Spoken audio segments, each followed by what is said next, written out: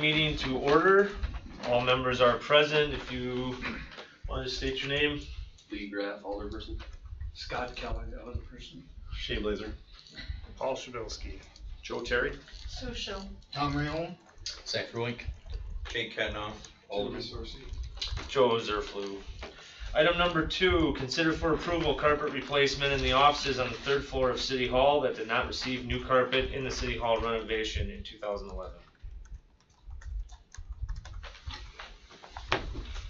Yeah, I think the only issue is that we were looking for further quotes on this than just Carpet City, but we were all in favor of replacing it, I think was the case. And the other quote is in there now, as is the referral that was omitted at the last agenda. I don't think anything else has changed. Paul, was there? Did you have something?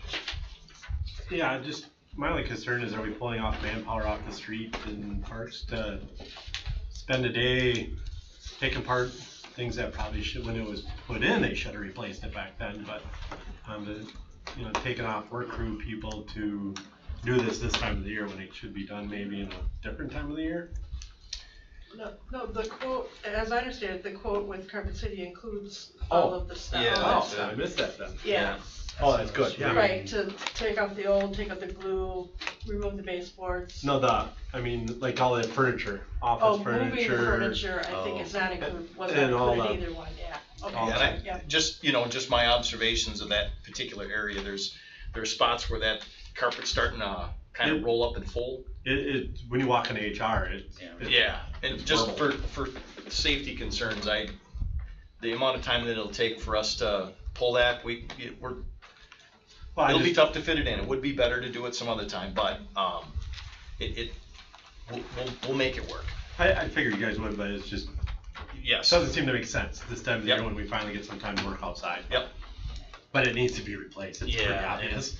And I think one of the issues is it's hazardous as if someone were to, trip and fall and something were to happen. And I think that's my biggest concern is if we delay it and then something like that were to happen, that would be an issue, so. The quotes are pretty close. Was there something different with Carpet City? Right, the Carpet City one is inclusive of taking out the old carpet, taking out the glue, removing the baseboard, and then putting the baseboard back on.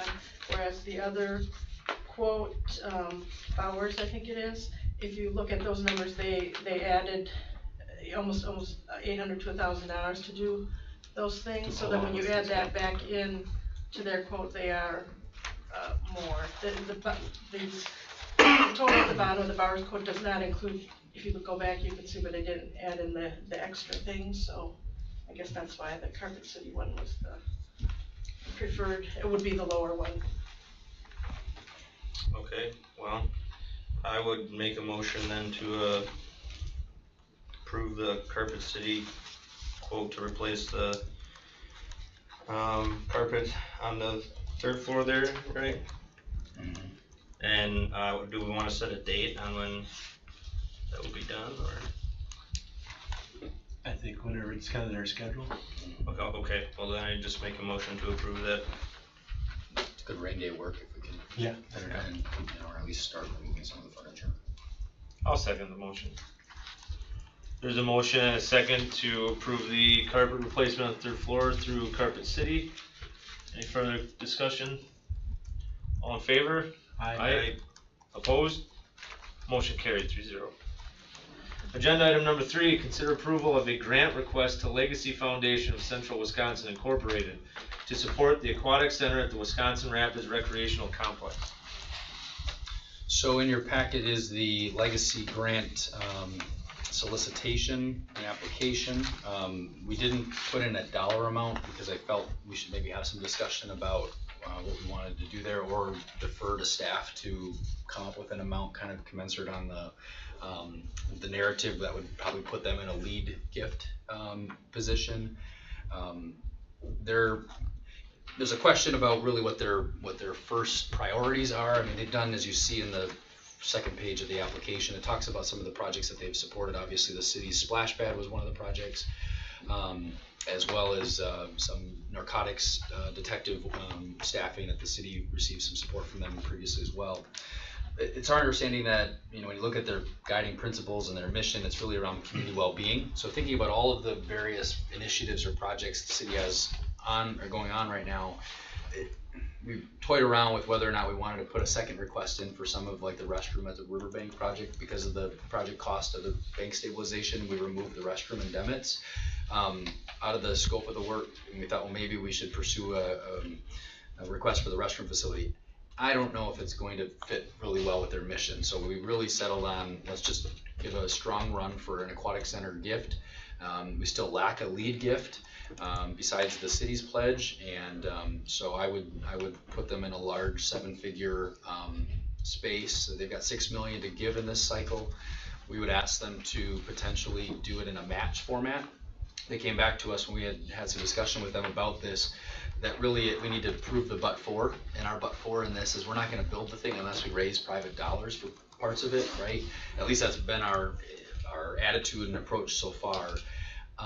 So we would like approval to submit a grant request to them, and I think, and I'll give you the narrative on the next item you guys can take with you. It identifies the gift levels, put them at I think it's the community what level we designated the top level, but there'd be enough for maybe I guess it'd be the community. The cornerstone, which the cornerstone's in a $2 million to $4.9 million level. So that would be I would anticipate that would be our request to them, and then ask them to make it a match, so that way we can leverage the other gifts from the business community that have really been hesitant without a lead gift in the picture. So that would be our request.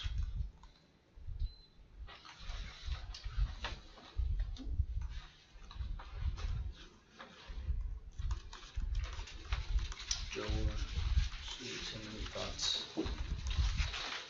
Yeah, I mean, I think the conversations that have taken place with some of the potential donors, I haven't sat in on most of them, but the one that I had, they were looking for someone else to have taken the lead, and we firmly believe that if we can get that first lead gift, there are several other players that are going to step in and make a significant match, and hopefully one then that will finish up the difference, and we can get this thing going. So, and a gift at that $2 million level would put us effectively at 7 of about a 9 to 10. We'll just say a range of 9 to 10 for first phase.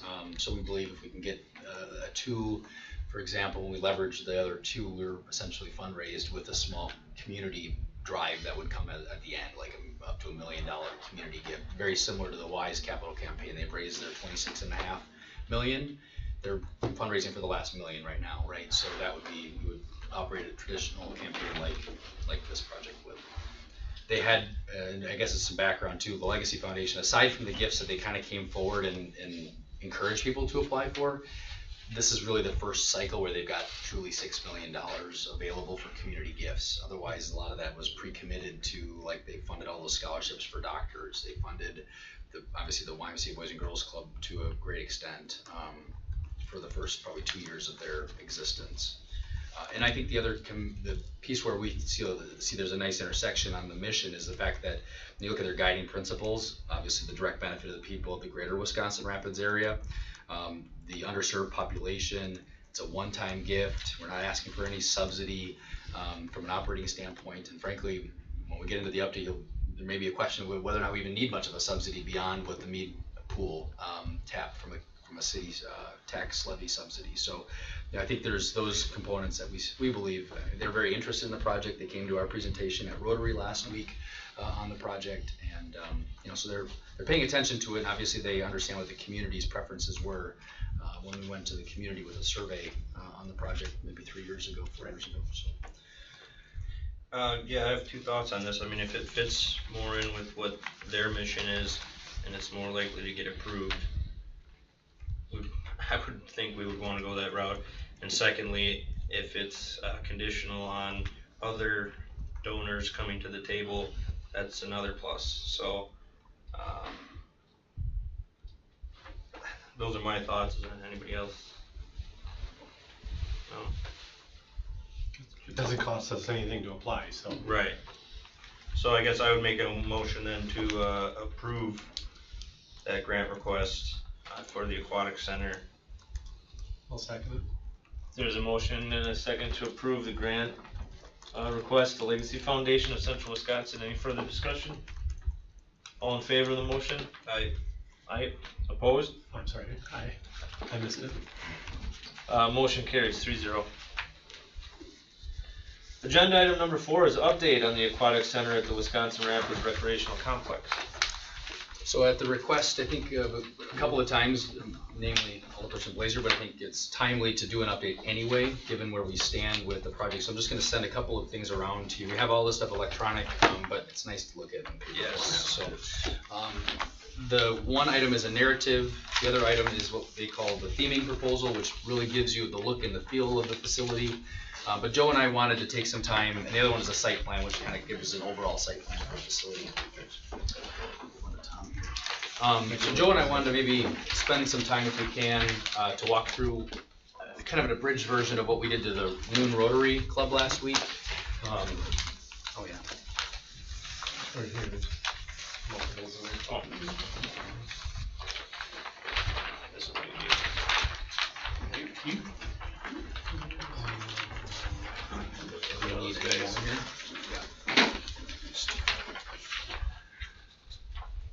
I don't have my notes, but if you want to just Sure. kick it off. Sure, so, you know, from a historical point of view, the city's first pool opened, right around 1913, and that was, George W. Mead's donation to the city. And the city's had pools ever since. The East Side Pool closed in the 90s, and most recently the Mead Pool closed, in 2015, and that left, the West Side neighborhoods, as well as the greater Wisconsin Rapids area without a public pool. And certainly the closure of the pools in the area have been met with you know, quite a bit of concern by the public in all the communities surrounding us, including the city of Wisconsin Rapids. One of the questions that I've heard from some of the older persons is a little bit of a timeline for some of what the project has been in the surrounding the closure of the Mead Pool. In 2015, there was inspection violations that the city determined it was not reasonable to make those types of repairs, and so the Mead Pool was closed permanently. In June of 2016, the city council approved hiring Burbach to perform an aquatics and scope study. That cost was $11,441 for that project. In July of 2016, there was a presentation at the library, and the YMCA was there, Burbach was there, just kind of a discussion, a pitch on partnering on a single enclosed facility versus an outdoor facility. Shortly thereafter, then in August, the city council directed staff to pursue a regional facility at the Whitterfield complex. So RFPs were developed and solicited, and in November, council approved MSA to design the aquatics facility and splash pad. The total for that is $970,000. That does include the $175,000 of additional scope that was approved earlier this year. And a portion of that is construction oversight. A good amount of that is construction oversight. It is not entirely expended until Right, that's construction would occur. right. That includes things that haven't been done yet, the actual bid packet preparation, advertising for bids, the administration of the contract documents, the construction oversight, and the project closeout and startup. So April of 2017, we did a public presentation at the PAC. It was well attended, and we had a fly-through video that was presented there. You may have seen that. If not, you can look it up. We've got it on the city's website. And from May of 2017 through May of 2018, plans and specifications have been developed for the park at Whitterfield. I'd like to acknowledge Tom for sitting through monthly meetings that have been day-long meetings for the last Quite a few I went to. 13 Yeah, quite a few. months, so it's been a lot of time. So we came up with some preliminary concepts, and you know, a number of ideas were tossed around with the assistance of some of the council members. An approval was made into a preliminary design at Whitterfield. We had 3 different concepts there, and ended up selecting the really kind of the middle concept. The final design is shown in a schematic. You have a paper copy as well, and this was done really over the course of a year. We've had a number of staff involved, including Sue, myself, the mayor, our engineer, Tim has been involved. Tom Riom has been at just about every meeting that we've had to design a facility that is comprehensive, that is not just a summer 3-month facility, but a year-round facility. It's really going to showcase the community and improve things dramatically. Can I Yes. stop you for a second? So when you say year-round, are you referring to like the hockey rink and the skate? Right. Okay. Right, and I'll describe a little bit of some of those features in a moment. So what we're looking at is kind of divvying the project into 2 components: the aquatics portion, kind of inside the fence, and then the master planning and improvements of the whole park facility. Is that phase 1, phase 2? Phase 1, phase 2, right. Okay. And so I'm going to start with a few of the things outside the fence, because we were tasked as staff by council to be cognizant and demonstrate a facility of great value. So a few of the things, the tennis courts, for example, are end of life right now. They need to be replaced, and we took a look at reducing them from 4 to 3 and moving them back a little further away from 8th Street, just to improve the atmosphere, and those courts would be a combination tennis and pickleball. There's a need for some outdoor open air shelters in the city, and so part of the plan, again, outside the fence, is for roof type shelters, similar but slightly smaller than what we have like out at Robinson Park. Another thing outside the fence is a small conservative splash pad. It's just kind of a fountain type feature, but it will offer some uplighting in colors, LED, to make it an evening destination for people to walk. And we've got a fairly extensive walkway through the area, so at the conclusion of the baseball games, things like that, it makes for a nice place to be in the evening when the pool's closed, but yet in the downtown area. We've got a park playground area that complements the small spray pad feature. We purposefully designed that to be kind of 2 components again. So while this is phase 2, there's an undeveloped phase also, so that in the future, if somebody wants to make a donation to the city for some playground equipment, the brown area to the right in that circled area is set aside for future playground development. But as a part of the project, we've spec'd what's shown up in the upper right, and that playground equipment was selected because it should be of interest to all ages. It's pretty exciting. It results in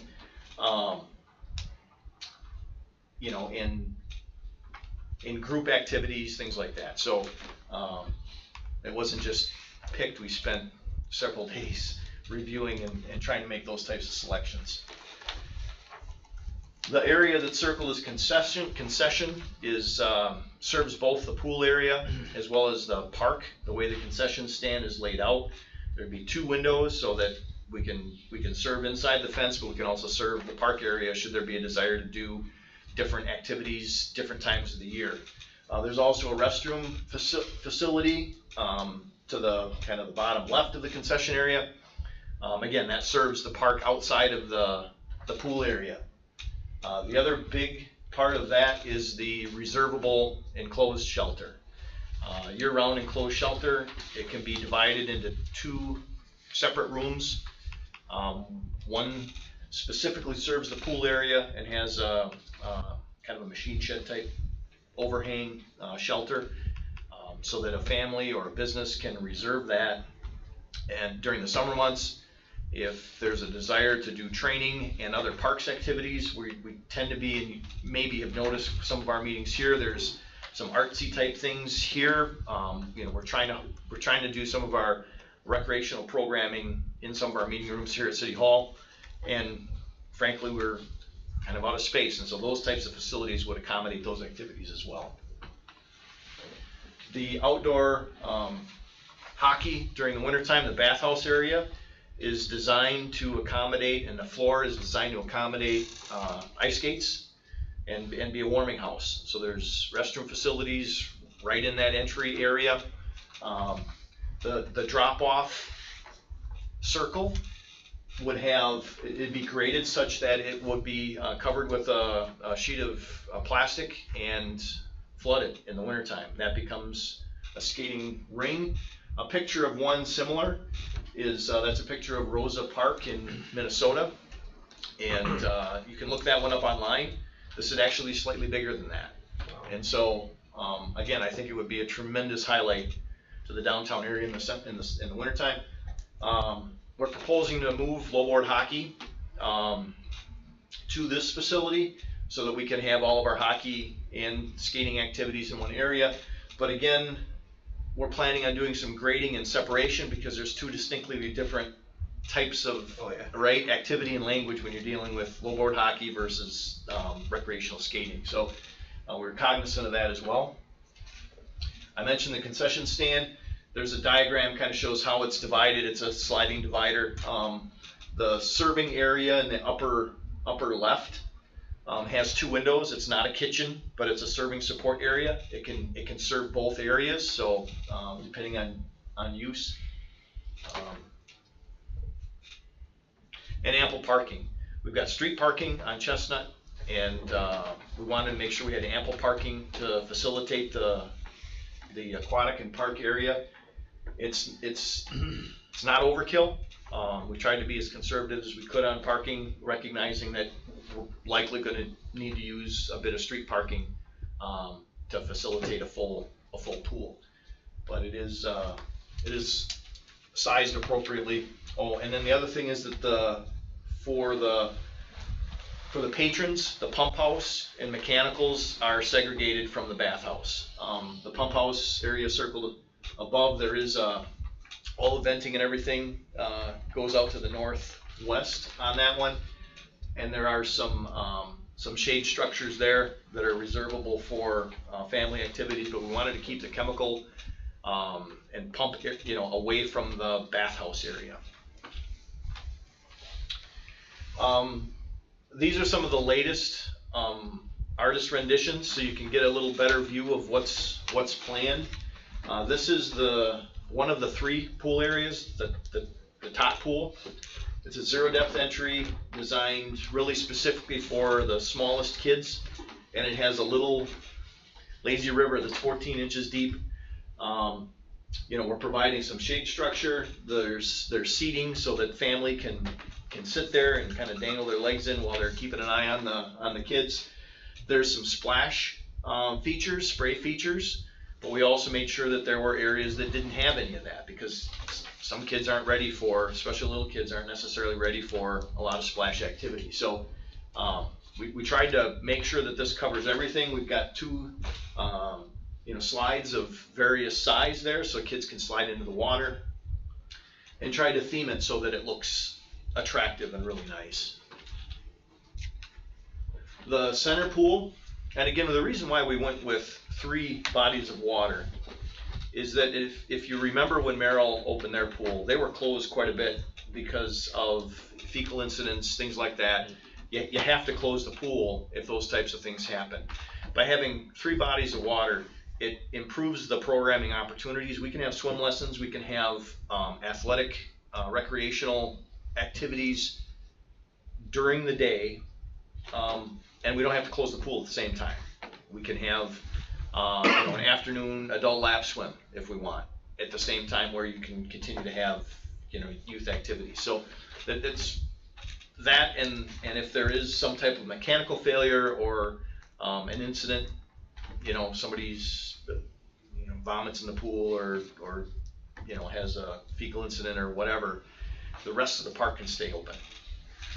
The center pool has a number of unique things. There's a zero depth entry area here that's just a ramp, a staircase. There's some basketball hoops here, just a big swim play area here. This is a water walk with the net and the in this case it's, you know, like logs that you know, walk across.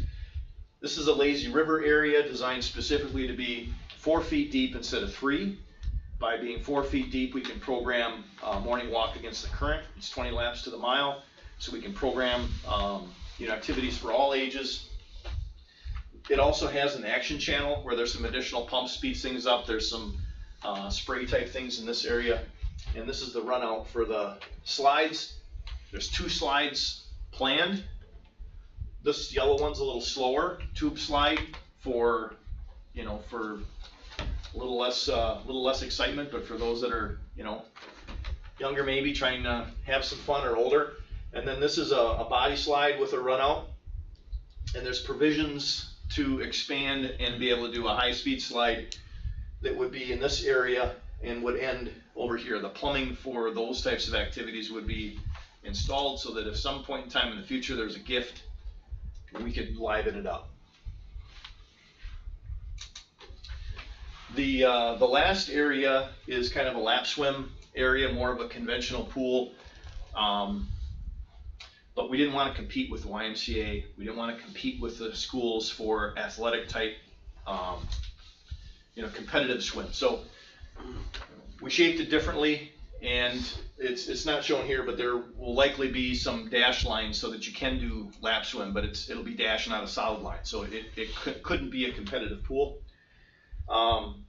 There's a staircase here for entry, but there's also a wheelchair or a handicap facility there, so you can get in. A couple basketball hoops here.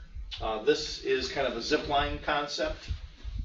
Here, a large climbing wall that climbs up over the pool, and a diving board. The other thing that we tried to include for expansion in the future is anchor points in the bottom for what's called a Wibbits course. Those are the inflatable jungle gym type play structures that's on, you know, that float. You know, so that we can do some things in the future if there's a desire to do so. The deck layout is done intentionally to try to maximize deck use and kind of, so if people want to observe and keep an eye on their family, they can do that. Plenty of seating, plenty of shade structure, so it's not just a big concrete deck.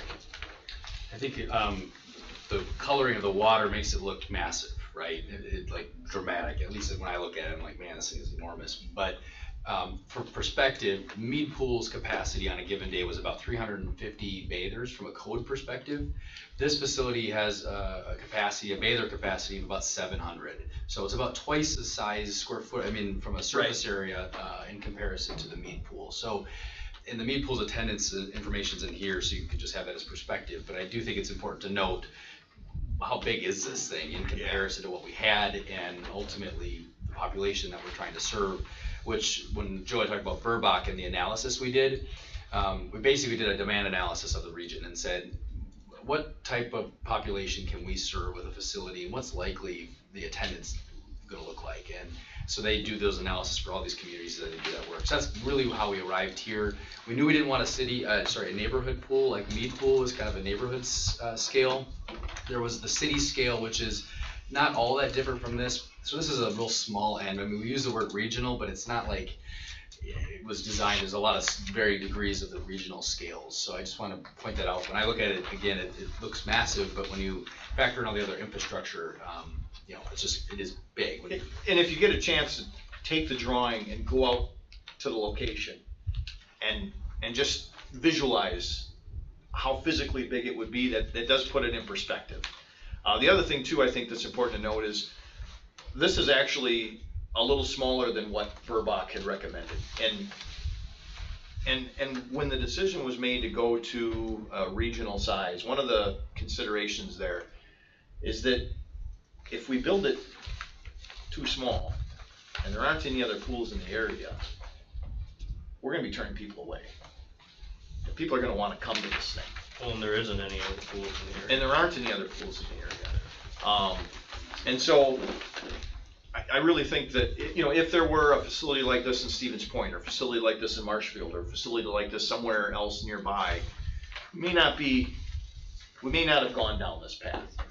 But, given that there isn't, and maybe you have and family members, but yeah, there are staff here that we've talked to, you know, they go up to Wausau, to the one in Weston, and, you know, it's a popular place, so. Or the Dells, or, Right. so this would bring people to Rapids that would eat at our restaurants, buy from our gas stations. And I think in terms of, you guys were mentioning the size, comparing Mead Pool to this is gonna bring in more people. It's gonna bring in a lot more, right. Even though we have the attendance from Mead Pool, it's not even comparable really to what this is gonna draw in, so. That's a good point. A couple of things, you know, that we want this facility to be completely inclusive, but we wanted to have some exclusive features also. So circled are 2 cabanas. Those are reservable, and for a fee, right? I mean, we haven't set that yet, but the idea is that there are going to be families that are going to come and want to have some area that they can reserve, and not just take a chance that some of the other shaded areas are going to be available. So, you know, we wanted to try to emphasize that.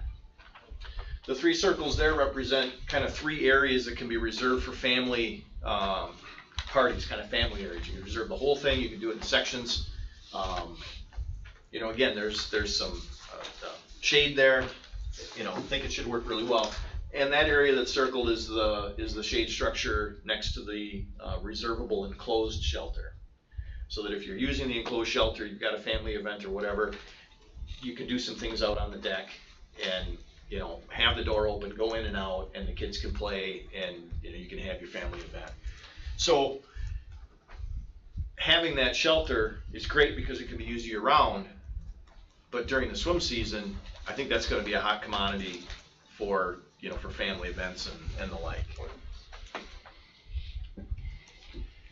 Phase 1, phase 2, we've talked about that before.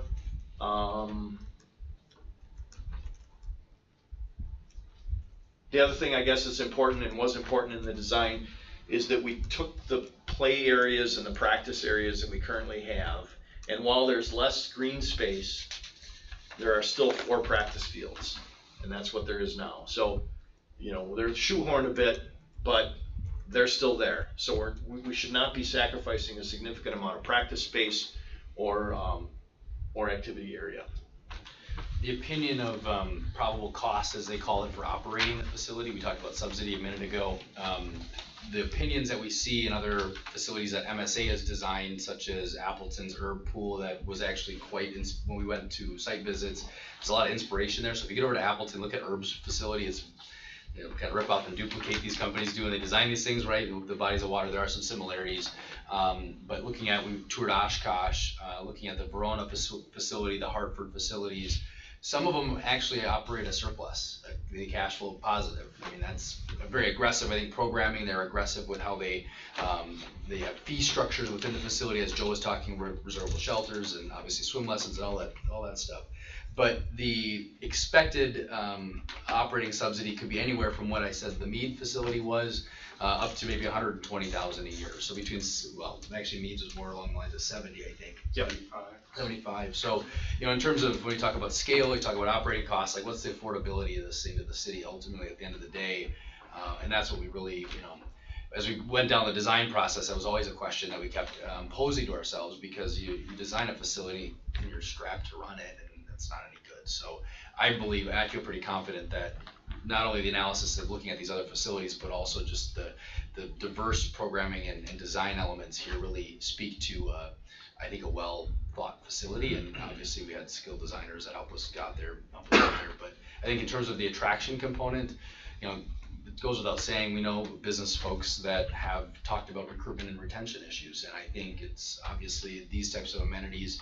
You know, we host business conversations with prospective businesses, and some of the first things they talk about are we like your area because of the diverse amount of recreational opportunities, not just personal recreation, but going to sporting events. I mean, things like Winter Field obviously are great assets to our community, and not having a summer Right. outdoor recreational facility that's affordable for our families is really a big concern, I think, that I hear a lot of families talk about. Last Monday I was at house school and I took the display boards to the classrooms, to the third graders, and the questions in the conversation, the first question is, when's the pool gonna open, right? And it's like, it hurts you to believe that, man, you know, this community that had 5 pools at one point doesn't have a single municipal facility for kids to hang out at the summertime. You know, you got 8,000 attendees at Mead Pool. These kids are going somewhere in the summer. Now they're probably going to Boys and Girls Club, but that's not all of them. Right? That's only a small fraction, I think, of the kids that are unsupervised or lack recreational opportunities. And then you mentioned the Dells, right? I asked the room, how many of you have either been to the Dells this year or plan to? I mean, over half the room, hands go up, but the other half, you know firsthand they can't afford a trip to the Dells. And that's at least $1,000 a day if you've got a family of 4 and you're going to overnight and all that. So I just think, you know, it bears repeating some of the affordability and the accessibility components of why I think the city council members at the time sent us down this path. Well, and we met, you know, with other business leaders, manufacturing managers that have been asking about, you know, quality of life amenities to help attract families to the community. You know, and we met with a prospective company yesterday, and they had 4 corporate representatives here, and this was the type of thing that they were asking about. You know, they're looking to place you. They were excited to know that we're planning a facility like this. So, you know, I think, like the mayor said, it's important to be able to have a facility for safety reasons and recreational reasons, and I think that we've sized it appropriately. We can't have 5 pools anymore. I mean, that's out of the question. But if we can have one decent facility that has enough programming and enough opportunities to generate revenue and minimize our taxpayer subsidy, then I think we've got a good program. Last fall, we, sorry, I'll just mention one other thing on the financing side. Obviously, we talked about the grant request. Last fall, the council met and kind of informally decided to put together a per capita comparison for other municipalities. So we've approached the town of Grand Rapids with some conversation. We haven't updated them now that we've got a complete construction set completed, obviously a shovel-ready project. They wanted to know when that time was going to come. But we have met with the Village of Port Edwards, obviously the town of Grand Rapids I just mentioned, and we're going to meet with the other ones too, but on a per capita basis, it's fairly manageable. I mean, the town of Grand Rapids, based on the population, was about a $2 million gift. So if you layer on a philanthropic gift and some municipal support, you know, the reality is we're not going to get all of them. I think at Rotary I was asked, and I said I'd probably get one municipality if I was a betting man, and you know, I'd like to get them all right to the table, but you know, between non-residents, we need a good split of non-resident entrants too. You know, that's a lot larger expense for folks. So What would be the difference between a resident and a non-resident? Residents, they would not pay a fee, and non-residents would pay a fee? Everyone would pay a fee, and there would be a sliding basically, scale yeah. or some sort of Okay. scholarshiping. But facilities like Appleton, it was $165 a year for a family of 4, I believe. 4 or 5, yeah. Yeah, 4 or 5, and then non-residents are generally double. So it's and that may, you know, And that's obviously the we have carrot for the- luxury of Right, setting it up. right. And so I think from a citizen perspective, I know we just redesigned our website. All this information outside of this presentation, you know, what it's gonna cost and the things that have been presented previously that we're not talking about today, out there for access? Some of Okay. it is, yeah. I mean, some of these things are up there as of, because that's what, about a month old now. We just did this presentation last week, so Yeah. we can definitely get some more information on that site. Cause I get a lot of questions about it, and I mean, I've been following this story just like everyone else for the past 2 years, but I wasn't exactly marking down every note of what was talked about. So yeah, I mean, if we could get something where we have a page, a landing page where all this information's out there, and even some of it that we didn't talk about today, I think that would be great for the residents. If you go to aquatics.wirapids.org, it takes you right to the landing page for the project that's out there. And so we've been taking gifts, donations. You know, Christmas time, end of year gift was great because a lot of people made $1,000 gifts, a couple larger than that. You know, but I think we've engaged maybe 750 people on the project in some form of donations. You know, so there's obviously critical mass and energy behind it from that standpoint, from our perspective. But obviously, it's going to take a few large gifts to make it happen, right? I mean, it's not going to come from. I mean, it's going to come from the pennies and the all that stuff. But you really need a couple of lead gifts to make it happen. And okay, so how far away are we from that then? I mean, We're about 4.5 million, somewhere in there is what we believe. and so And that's for phase one. That doesn't take care of the other park amenities. That's the aquatic center, that'll facilitate the winter skating, and everything else inside the fence. and we will not break ground until we hit that goal. Is that? I mean, that's still on the table, right? I think we certainly don't want to put ourselves in a position, if the council is not feeling confident or comfortable borrowing for more than what they committed and pledged before, you know, I still think that's an option, especially if some of these gifts come in and there may be 3-year pledges or something like that. I don't think we want to take things out past 3 years probably, that's kind of our max, but. Yeah, that was one of the things I wanted to discuss, is I mean, this has been going on for quite a while, and I think, people want to see it done. They want to see something in the area of this sort. And I know me personally, I plan on staying in the community and being part of the community. And I got a 2.5-year-old son, and it's like, okay, this is something that we would love to have as a family. And now we got the splash pad, and we go over there, and that's been such a hit, almost too much of a hit that we're seeing so many people there that sometimes you drive by and it's like, holy. It's packed, so yeah, I would, whatever the means may be, and I know we need the fundraising, but yeah, I think we're on the right path, and I think this has been a great update. I don't know if you're done, but so far. Yeah, I think we just want to have some discussion, obviously, address any questions. I think the other point when residents I don't know if we got out of there on the page or not, is essentially the borrowing that 5 million, what that is on an average $100,000 home, right? In the city is about $30 a year. To their tax. And that's what we committed to borrowing so far? That was the pledge, yeah, that was what was committed. We need about another 4.5 million? I would say so, yeah. So how much have we raised then, through donations? So through the small gifts, I mean, I would say like 60, is there that much out there? It's about like 20 maybe? 19,000. Yeah, 19. But I think the important thing there is there's probably 600-700 people that have made those donations. So, from the residents are in many cases giving what they can afford. And but we're still a long ways away. Yeah, definitely.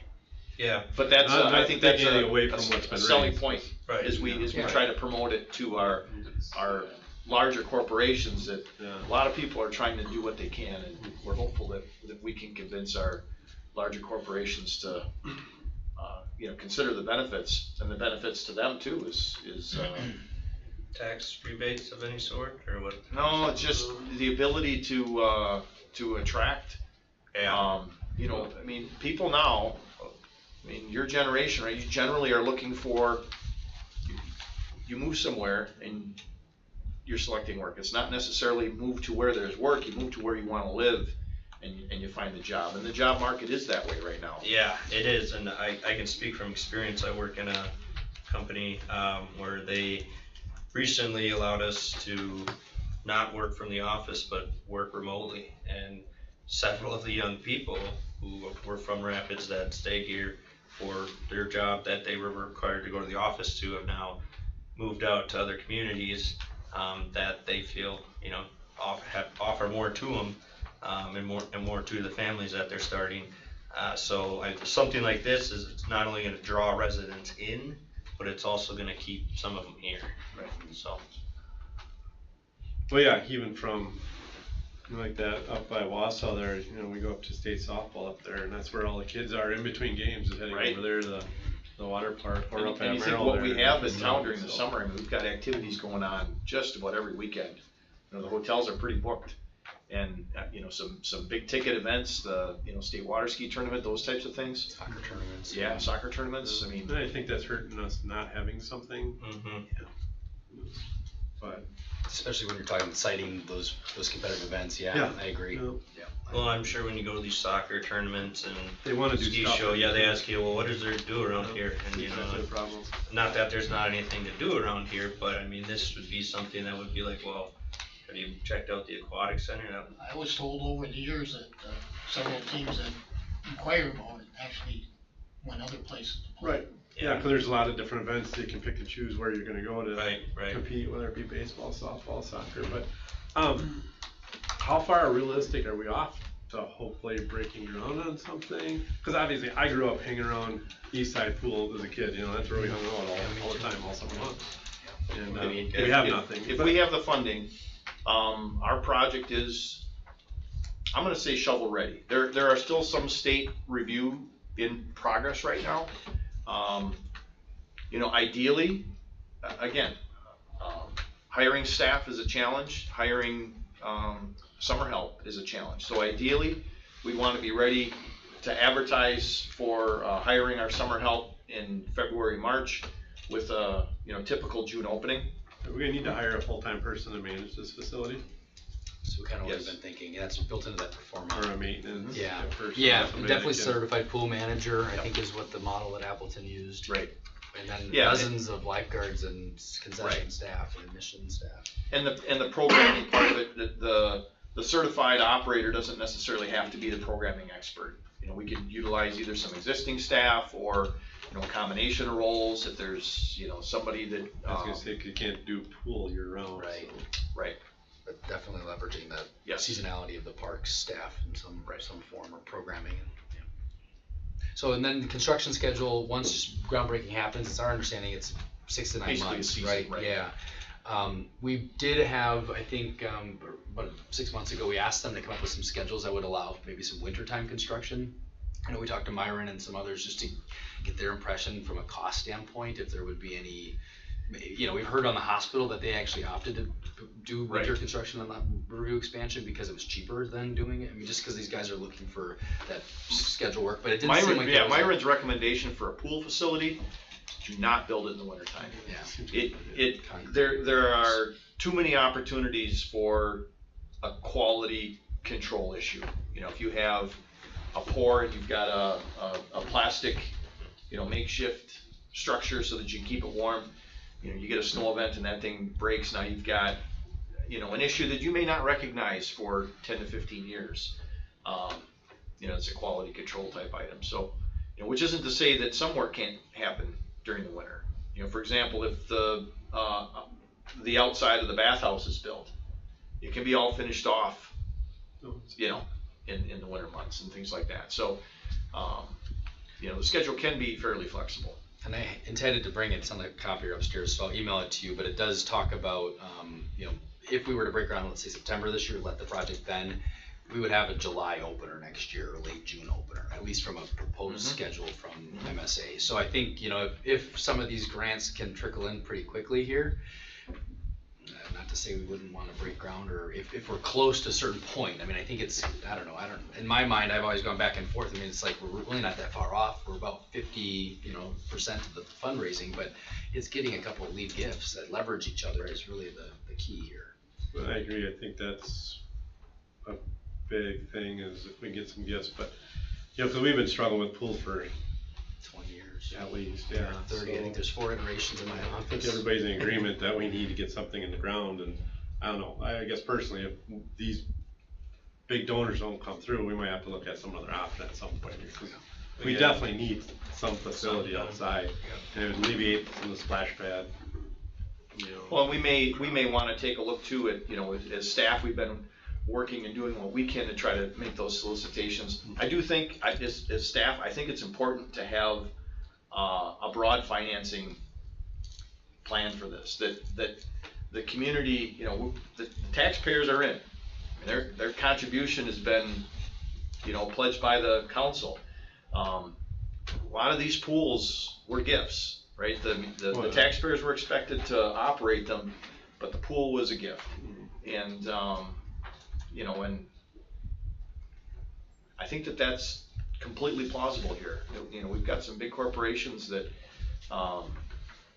you know, have interest in the community, and you know, we may have to, you know, we may have to get some help as far as the sales pitch.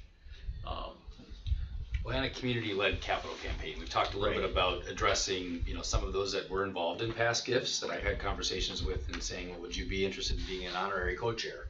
I mean, that donors to donors speak well.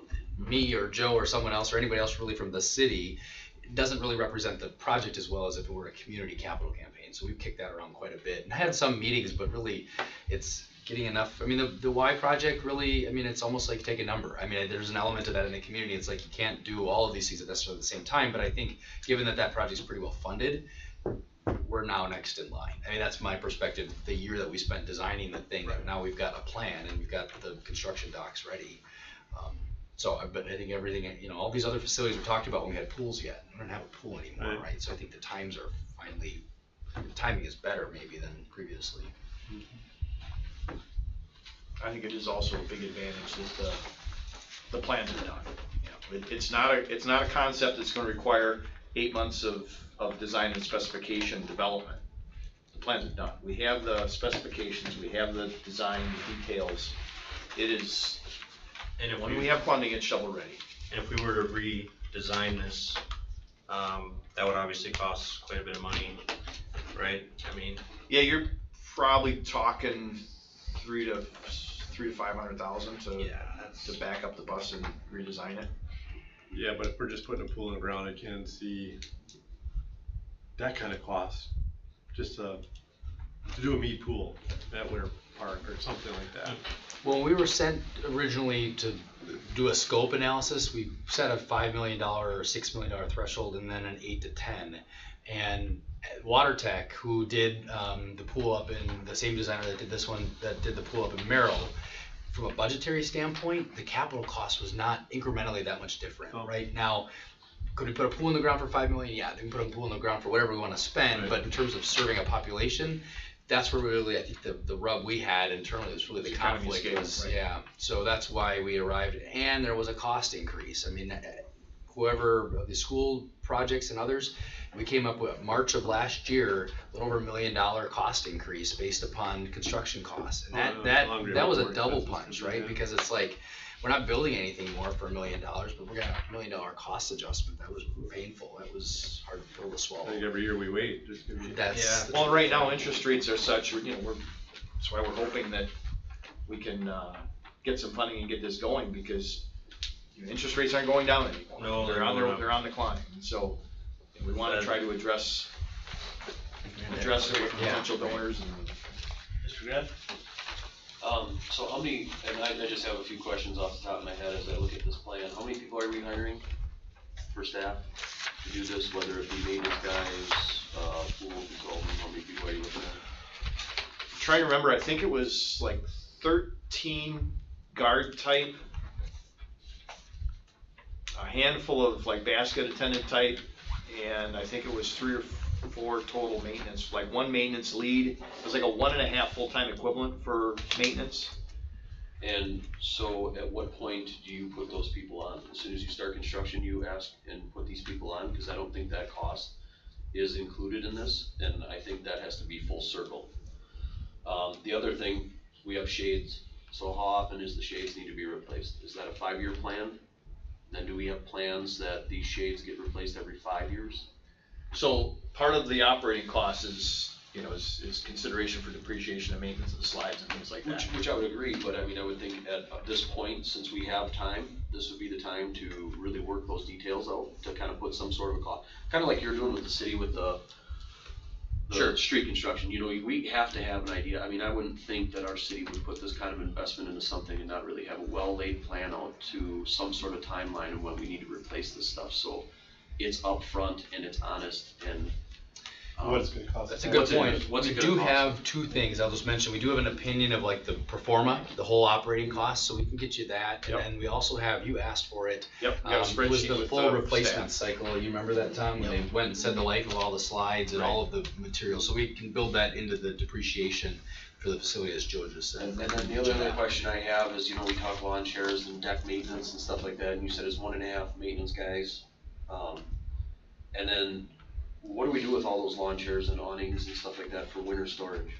So most of the chairs are stackable. The Adirondack chairs aren't, but the actual bathhouse area is large enough to accommodate all of the. Because I look at it from your standpoint is if we're gonna build this and we put all these lawn chairs out and all these amenities out and then we have nowhere to go with it in the winter time. Right. It's kind of a disjustice because you guys are running out of room at the garage.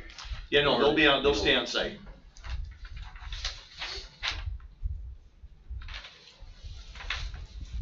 And then I didn't get an attendance proposal from Mead. I don't have that. It's in here. That's what I handed out, one of the three I handed out, so that's what that's the donor kind of presentation we've been giving donors. No, it's this one here, I believe, you don't have. There were 3 items, there was a theming package. We got one, yeah. That one, okay, yeah, it's got the attendance record for the last 10 years, maybe the pool was open.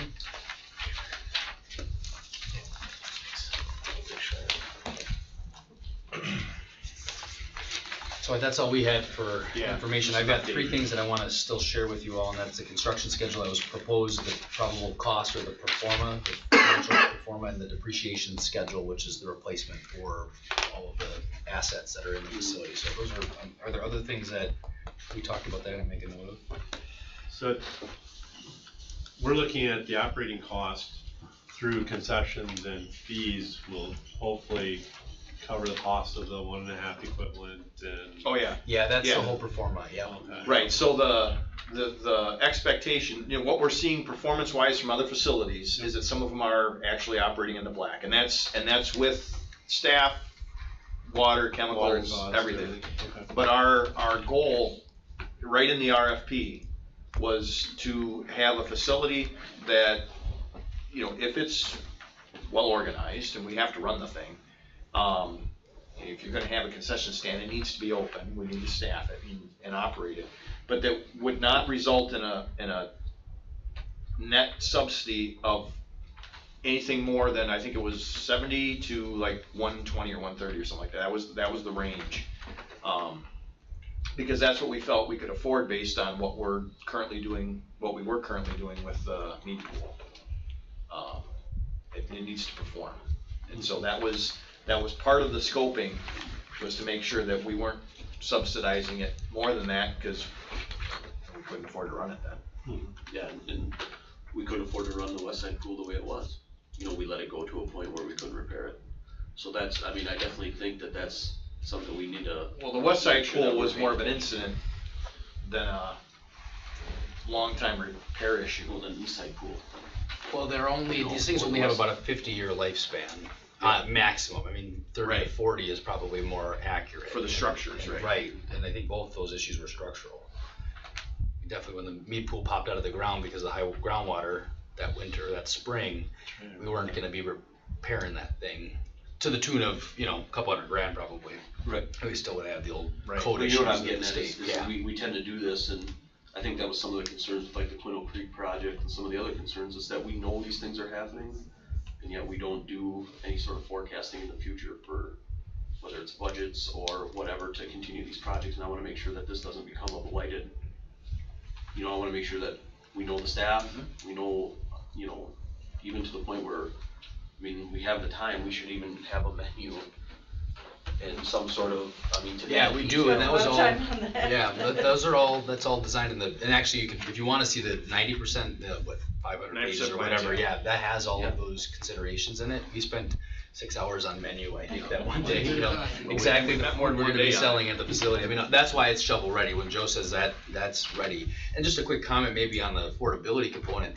We don't have budget flexibility with reserves to be able to set aside for capital replacement. That's why we borrow for these things. So I hear what you're saying, like, we know it's coming in the future, but at the same time, we just don't have the ability to say, well, man, we're gonna set aside $1 million a year to build a new facility when the time comes. We just don't have the budget, operating budget flexibility. That's why you have to borrow. The other issue is we don't know what it's gonna cost in 50 years. Well, that too, yeah. You know, and so you're really shooting in the dark.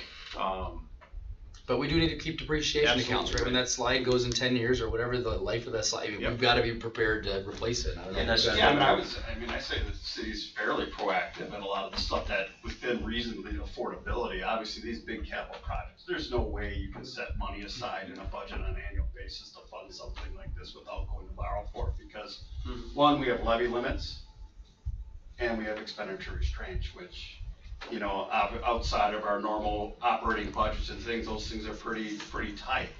You know, but when you look at all our fleet equipment, you look like Centralia Center, when those things go, we're putting aside money each year in the budget through machinery rental rates and budget appropriations, fire equipment, to replace that stuff. So we are being proactive and looking ahead. But something to this scale it would be impossible to fit it within a budget under levy limits, expenditure restraint, or just having, you know, massive spike in your tax And rate. I don't necessarily think that I'm talking about the whole project in particular. Right. I'm talking about the small expenditures that we. Well, yeah, I mean, just like when we did with Centralia, you know, as soon as we opened that up, I established a depreciation fund to put in there, because we knew that down the road, rooftop units are gonna go, you know, that, so that you can address those things without it having a significant impact on your budget in a year.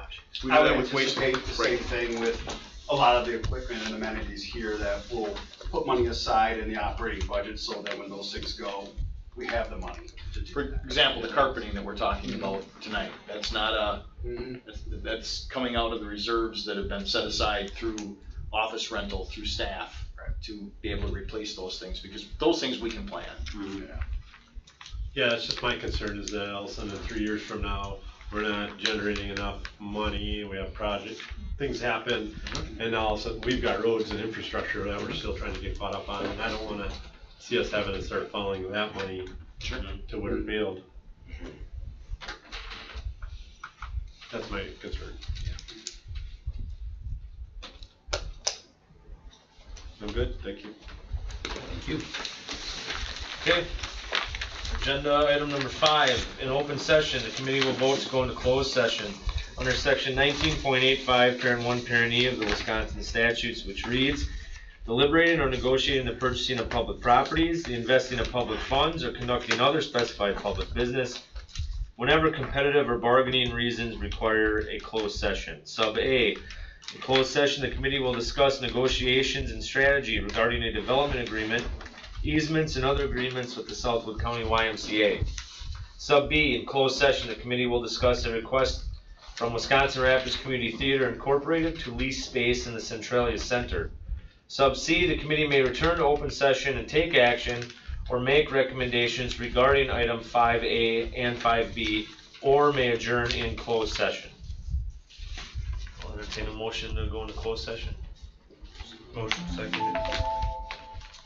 I'll make the motion, Okay. and then, unless you're trying, Yeah, I'll make a motion to go into closed session. I'll second it. Okay, motion second to go into closed session. We'll take a roll call vote. Aye. Aye. Aye, and we are in closed session.